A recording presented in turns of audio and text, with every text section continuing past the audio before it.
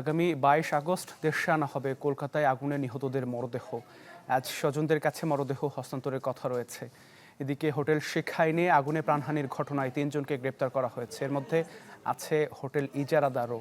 এর আগে হোটেল ভবনটি ঝুঁকিপূর্ণ বলে চিহ্নিত করে নোটিশ দেয় পশ্চিমবঙ্গ ফায়ার সার্ভিস।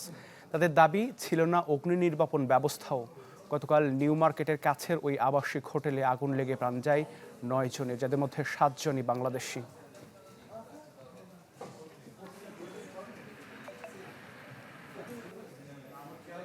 বিস্তারিত জানাতে কলকাতা থেকে যুক্ত হচ্ছেন সহকর্মী শুভজিৎ পুততুণ্ড। শুভজিৎ, নিহতদের মরদেহগুলো পরিবারের কাছে হস্তান্তর করা হয়েছে কিনা এখন পর্যন্ত?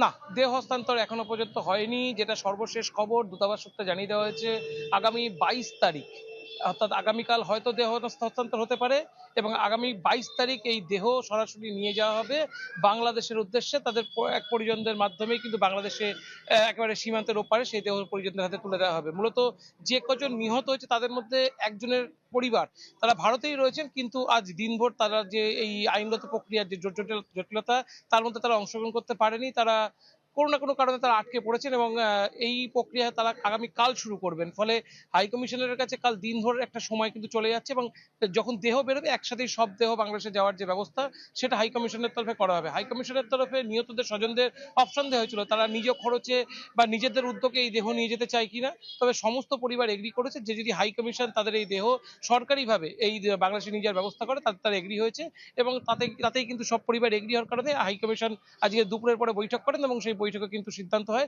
আগামী 22 তারিখ দিন নির্ধারণ করা হয়েছে, সেদিন এই দেহ বাংলাদেশে নিয়ে যাওয়া হবে। পাশাপাশি এখনো পর্যন্ত যে যেটা বলছিলাম যে একেবারে ময়নাতদন্তে বেশ কিছু সময় লাগছে। ময়নাতদন্ত বিকেলের মধ্যে শেষ করা হয়েছে, বিকেল 5টার মধ্যে শেষ করে দেওয়া হয়েছে। তারপর ভারতের যে দুজন নাগরিক সেই দুজন নাগরিকের যারা মারা গিয়েছিলেন তাদের দেহ তাদের পরিবারের হাতে তুলে দেওয়া হয়। যেহেতু তাদের আইনগত জটিলতা সেই অর্থে নেই, সেই দেহ কিন্তু তাদের হাতে তুলে দেওয়া হয় এবং যারা বাংলাদেশি যে নাগরিক তাদের আইনগত জটিলতার একটা অংশ কিন্তু বাংলাদেশ দূতাবাসের হাতেও পড়ে। সেই দূতাবাসের কাছেও তাদের এখনো যে প্রক্রিয়া সেটা কিন্তু শুরু করা যায়নি, যেহেতু তারা এফআরআর ক্লিয়ারেন্স পায়নি। সব মিলিয়ে কিন্তু এই প্রক্রিয়া আগামীকাল দিনভর সম্পন্ন করা হবে এবং 22 তারিখ সকাল সকালে এই দেহ হয়তো বর্ডারের উদ্দেশ্যে নিয়ে যাওয়া হবে। পাশাপাশি আর একটা জিনিস বলে রাখার, যে নিউ মার্কেটের এই ঘটনার পর এখানকার হোটেলগুলোর উপরে কিন্তু ব্যাপকভাবে পুলিশের কড়াকড়ি শুরু হয়েছে। আজকে দিনভর সেখানে পুলিশের নজরদারি চলেছে। 9টি হোটেল এবং 4টি রেস্তোরাঁকে নোটিশ দেওয়া হয়েছে এবং যতক্ষণ না এই হোটেল রেস্তোরাঁ তাদের কারণ দর্শাতে পারে কেন তাদের ফায়ার সেফটির নির্দিষ্ট পরিমাণ ব্যবস্থা নেই, ততক্ষণ এই হোটেলগুলো তাদের স্বাভাবিকভাবে যে কার্যক্রম সেই কার্যক্রম তারা চালাতে পারছেন না। পাশাপাশি সন্ধ্যে 7টার থেকে আরেকটি বৈঠক শুরু হবে নিউ মার্কেটে।